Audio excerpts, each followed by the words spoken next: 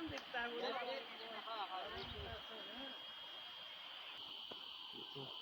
तो नजर आ रही है कुछ है।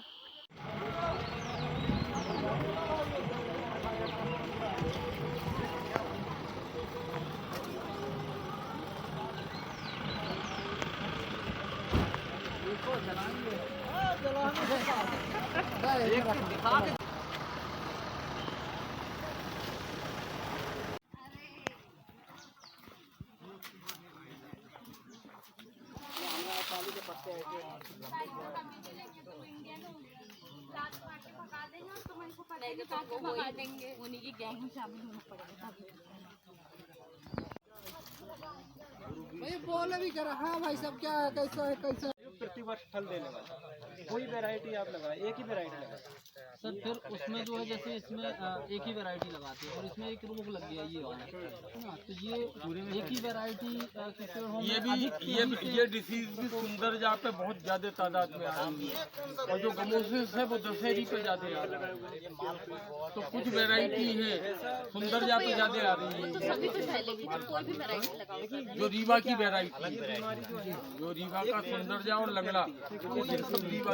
हाँ, इसमें आप ये कर सकते हैं कि आप जो है जैसे ये पत्तियां अपन इसके नीचे जोन में डाल के रहे हैं। हाँ, हम रुक के जाएंगे।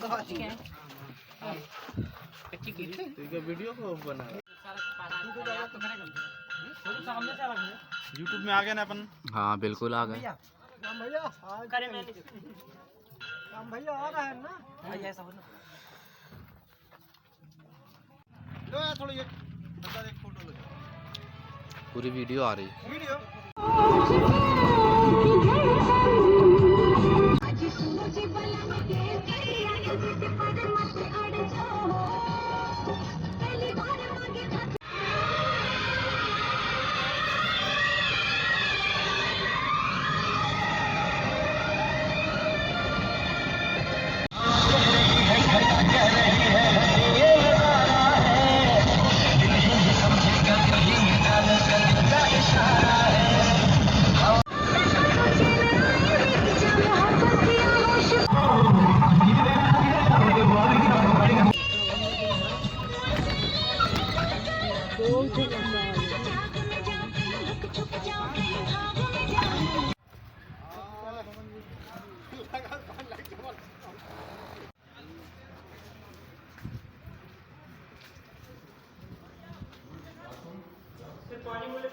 पानी भी आ गया है।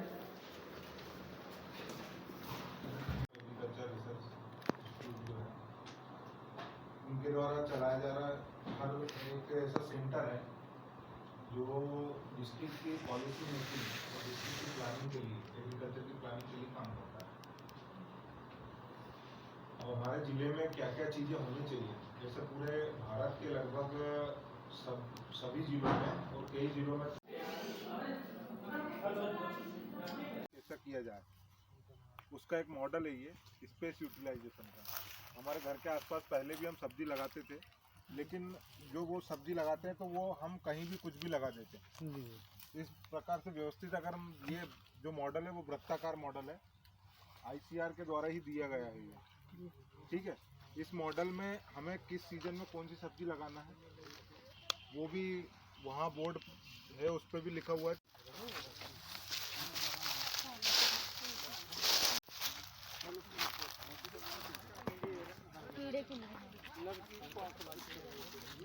पास में जाओगे और अमन भाई कैसा लगा आपको, कैसा फील लगा?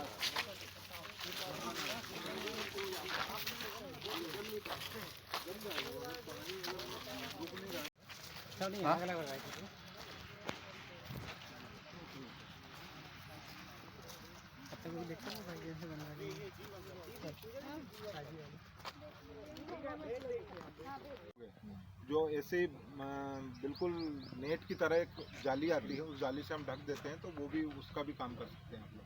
अगर अपने लिए करना है तो छोटी जगह के लिए हम उस पर भी कर सकते हैं।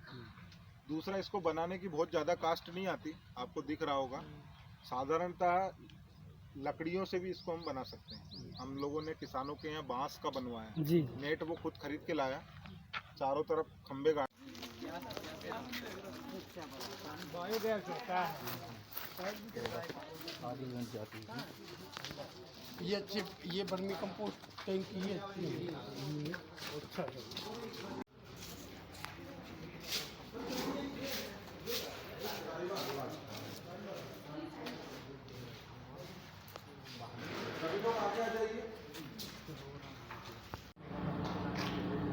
A1 जो होता है वो विदेशी नस्लों का होता है, जैसे HF जर्सी जो गायें होती हैं उनका A1 दूध होता है। उसमें सभी प्रकार के पोषक तत्व उपलब्ध नहीं होते हैं, लेकिन उसकी क्वांटिटी ज़्यादा होती है, दूध ज़्यादा देती है, इस वजह से हम उसको पालन करते हैं।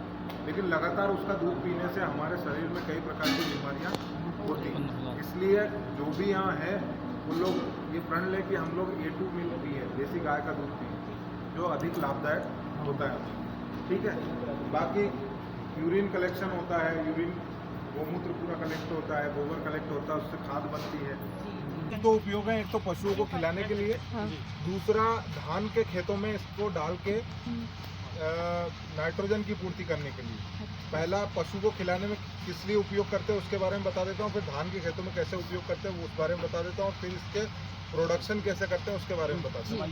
पहला तो हम इसको पशुओं को, ये इसमें 25 से 30% प्रोटीन रहता है। अगर हम 1 किलो पशु को खिलाते हैं तो लगभग 250 ग्राम 300 ग्राम के लगभग उसे प्रोटीन प्राप्त होता है। क्योंकि प्रोटीन बहुत महंगा होता है मार्केट में, तो पशुओं को हम बाजार से खरीद के प्रोटीन खिला नहीं सकते। और प्रोटीन की हर व्यक्ति को, हर सजीव व्यक्ति को प्रोटीन की आवश्यकता होती है। जैसे हम हमारे लिए सोच ले, जो लोग जिम जाते होंगे वो हजार रुपए किलो के प्रोटीन पाउडर लेके खरीद के खाते हैं, तो पशुओं को तो हम प्रोटीन पाउडर खरीद के खिला नहीं सकते।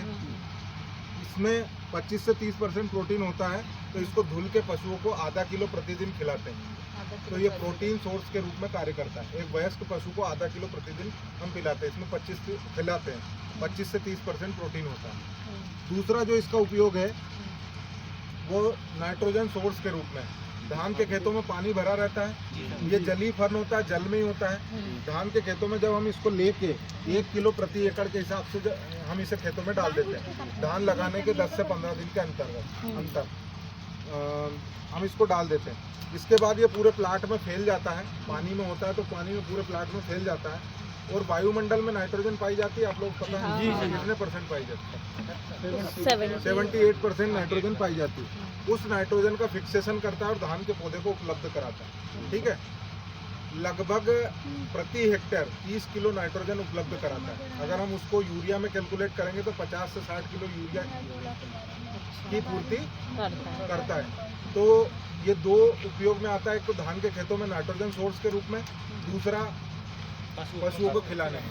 अब तीसरा इसका जो है कि धान के खेतों में जब ये पूरी तरीके से फैल जाता है तो बीट्स को नहीं उगने देता है, क्योंकि एक लेयर बना लेता है। आप लोग इसके पीछे से इसको देखेंगे तो पूरा इस तरीके से जाल है, बीट्स को ऊपर नहीं आने देता, बीट्स नहीं उगने देता। जब खरपतवार नहीं उगेंगे तो खरपतवार नाशी का प्रयोग नहीं करना पड़ेगा हमें। दूसरा, जब धान को हम काटते हैं तो पानी पूरा सूख जाता है, ये जमीन में नीचे बैठ जाता है और सूख के ऑर्गेनिक कार्बन का निर्माण करता है। मिट्टी में जब हम मिट्टी की जुताई करते हैं तो मिट्टी में पूरी तरीके से मिला देते हैं। नेक्स्ट ईयर कई प्लाटों में ये ऑटोमेटिक भी फैल जाता है। ठीक है, क्योंकि इसका जो सीड होता है वो आप लोग हाथ लगाएंगे तो देखेंगे कि ये जो छोटा छोटा बारीक बारीक आप लोग को दिख रहा है, ये इसका सीड है।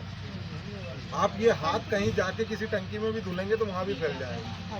ठीक है, क्लियर समझ में आया? जी इसको ऐसे टंकी में हाँ, इसका प्रोडक्शन कैसे करते हैं, हम ऐसी टंकी भी बना सकते हैं, नहीं तो गड्ढा खोद के उसमें तालपत्री जो होती है हमारी, क्या बोलते हैं, तालपत्री क्या बोलते हैं आपके, पन्नी वाली जो प्लास्टिक की होती है, मोटी वाली पन्नी खरीदे एक, हाँ तरपाल, उस तरपाल को खरीद के 200-300 रुपए की तरपाल आएगी, उस तरपाल को खरीद के 1 फीट 1.5 फीट गहरा गड्ढा करें, उस गड्ढे में तरपाल बिछाएं और पानी भर दें और उसमें इसके बीज को डाल दें। दूसरा, 1 तगारी मिट्टी डालना है, पेड़ की मिट्टी या बरगद पीपल पेड़ के नीचे की मिट्टी को हमको डालना है 1 तगारी। उस गड्ढे में 8 फीट लंबा हो सकता है, 3 फीट 4 फीट चौड़ा हो सकता है, 1 फीट गहरा होना चाहिए और उसमें पानी भर दें। 1 तगारी मिट्टी, इतना कल्चर, जितना मैंने आपने हाथ में लिया इतना कल्चर उसमें डाल दें। ये ले जाकर उसमें ऐसे करके हम डाल दें, 8 दिन में पूरी जगह में फैल जाएगा। 1 तगारी मिट्टी, 1 तगारी गोबर और चूल्हे की राख डाल सकते हैं, तो चूल्हे की राख भी हम उसमें डाल सकते हैं। क्योंकि वो फास्फोरस का काम कहीं ना कहीं करती है। ठीक है, समझ में आया? जैसे इसका ऑर्गेनिक मैटर, ठीक है, फास्फोरस बाहुल्य जैव उर्वरक, ठीक है। अब ये यूनिट आप लोगों को पूरे मध्य प्रदेश में कहीं भी देखने को नहीं मिलेगी। ये यूनिट सिर्फ हमारे यहाँ फर्स्ट यूनिट है। इसका मैं आप लोगों को बता दूं कि ये पूरी ऑर्गेनिक खाद निर्माण की यूनिट है, जिसमें फास्फोरस रिच खाद का निर्माण किया जाता है। रॉक फास्फेट एक नेचुरल चट्टान होती है, उस चट्टान का पाउडर, पीछे आप बोरियम देख रहे होंगे, वो पाउडर है। सागर के पास बहुतायत मात्रा में ये चट्टान पाई जाती है और वहाँ इसका प्रोडक्शन होता है। वो पाउडर वहाँ से बुलाते हैं। नेचुरल चट्टान होती है, प्राकृतिक चट्टान। उस चट्टान का पाउडर बिकता भी है खाद बनाने में और इन सब चीज़ों में। उस चट्टान के पाउडर को 50-60 के रेशियो में गोबर के साथ, जैसे ये मिला हुआ रखा है, वो भी आपके पीछे भी जो मिला हुआ रखा है, गोबर के साथ मिला के रख देते हैं। और इसमें PSB, phosphorus solubilising bacteria, 1 kilo मिलाया जाता है। 5 कुंटल पे 1 किलो PSB मिलाया जाता है। 50-60 के रेशियो, वो 40-60 के रेशियो में हमने क्या मिलाया, 40% हमने मिलाया रॉक फास्फेट, 60% हमने मिलाया गोबर खाद, गोबर, ठीक है। और दोनों को मिक्स करने के बाद हमने उसमें PSB मिलाया। PSB मिलाने के बाद इसको 7 डेज तक इस तरीके से रखा। उसके बाद ये मशीन आप लोगों को दिख रही है जो उसको ग्रेनुल फॉर्म में चेंज कर देती है। इस पाउडर को हम इस मशीन में डालते हैं, ये मशीन उसको ग्रेनुल फॉर्म में चेंज कर देती है। ये सिरोही नस्ल है। सिरोही नस्ल राजस्थान में एक सिरोही स्थान है, उस जगह से इसका उत्पत्ति स्थान है, इसलिए इसको सिरोही बोला जाता है। ठीक है सर, इसको खाने के लिए ये दोनों चीज पसंद करती है। घुमा के खिलाने की, घुमाओगे इसको तो भी घूमने में भी अच्छी है, और अगर बांध के खिलाओगे तो भी चल जाएगा। सर इसकी पहचान क्या है सर? इसकी पहचान ये कलर है, ऐसे धब्बेदार है सर। हाँ एक आपको बताया था जमुना पारी के बारे में, वैसी है सेम टू सेम। ये भी बहुउद्देशीय है, मांस के लिए भी, दूध के लिए दोनों के लिए उपयोग आता है। खाने में इसको भूसा दे सकते हैं। चारा तो बकरी तो कुछ भी खरीदी। ड्रम में 10 किलो गोबर, 10 लीटर गोमूत्र, 1 किलो बेसन, 1 किलो गुड़ और बरगद पीपल के पेड़ के नीचे की मिट्टी है ना। इसको ये अपने 200-250 ग्राम है ना। वो बरगद पीपल के पेड़ के नीचे की मिट्टी क्यों लेते हैं अभी सोचो फिर बताऊंगा। सर वहाँ की मिट्टी का वो होती है, बैक्टीरिया उसमें ऑक्सीजन की मात्रा ज़्यादा होती है। ऑक्सीजन ज़्यादा अच्छी है कि जो नीम, ये बरगद और पीपल है, ये इसकी ज़्यादा ऑक्सीजन देते हैं। तो वहाँ पे जो सूक्ष्म जीवाणु है वो ज़्यादा मात्रा में एक्टिव रहते हैं, तो उनके इसलिए मटेरियल रहता है, उसको वो जो माइक्रोब्स हैं उनको मल्टीप्लाई करके फिर अपने खेतों में पहुँचाते हैं। तो इसमें फिर बाकी मात्रा में पानी भर लेते हैं। ठीक है, इसको 7 दिन तक पानी कितना भरते हैं? 180 लीटर पानी, 160-70-80 लीटर। जब अपने 10 लीटर गोबर डाला, 10 लीटर गोमूत्र, 20 हो गया है ना, 20, और बस मिट्टी और 1 किलो गुड़, 1 किलो बेसन, 22 लीटर बाकी मात्रा में पानी भर दो, है ना। तो 170-175 लीटर पानी इसमें आ जाएगा। इसको अपन ये जो बोरा है जो पारदर्शी है, इनसे ढक देते हैं। अगर इसका अपने ढक्कन लगा दिया तो एयरेशन अच्छा नहीं होगा, इसलिए इससे ढक के अपन इसको, जो इसकी गैस होगी बाहर होती जाएंगी। बिल्कुल। और ये हवा भी 8 कोनों में 9 ऐसा तो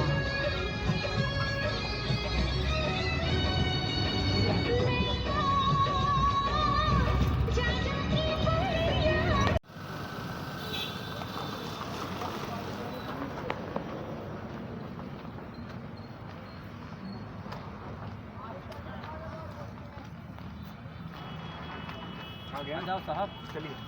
बस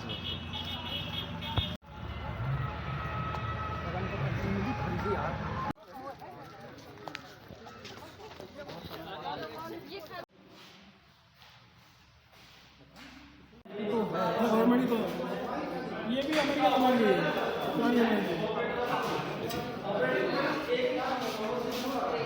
और अभी जैसे हम अपने ग्रेडिंग करते हैं तो आपको छोटी मशीन आएगी आपको।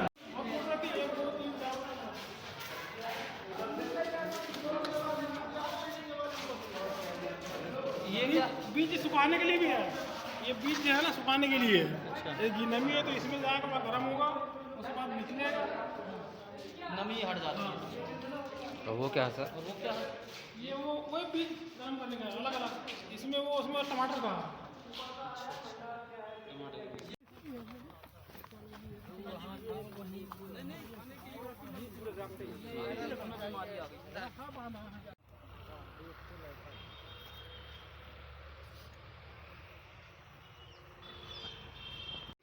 बी सी डी के सब।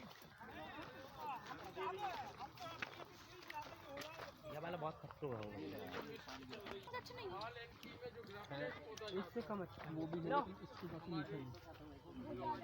तो फायदा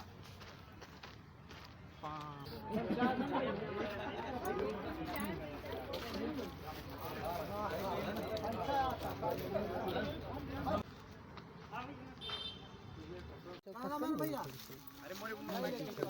हमारा अरे दूर भाई ए भैया बैठ आकाश से ऊंची दिल की उड़न तुझे देख के कहता है मेरा मन, कहीं